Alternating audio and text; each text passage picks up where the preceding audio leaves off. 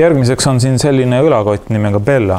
Selle täpne nimetus on Bella 4. 4 tähistab siis selle koti täpset suurust. Sellel on samamoodi siin selline metallist pannal. Pannal on veel lukk, millega saab seda kahekordselt kinni panna. Ja nagu näha, siia mahub juba rohkem fotovarustust sisse.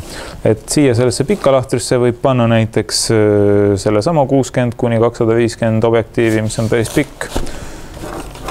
Kui objektiivi ei taha panna, võib siia ilusti panna näiteks välklambi, siis siia alla mahub mingit objektiivi. See suur 18-270 mahub siia ilusti ära. Ja siia saab panna kaamera ja siis minna pildistama. Eespool on siin ka veel üks lahter, kuhu saab panna väiksemaid asju.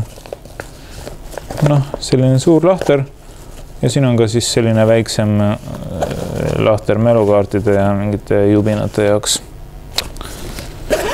Selline üpris lihtne kott samuti, aga mahutab rohkem asju kui see esimene. Need vahetükid on siit muidugi täitsa saab välja võtta ja kohandada vastavalt vajadusele.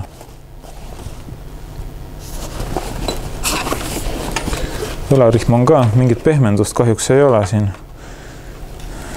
Ja kandmiseks on siin käepide.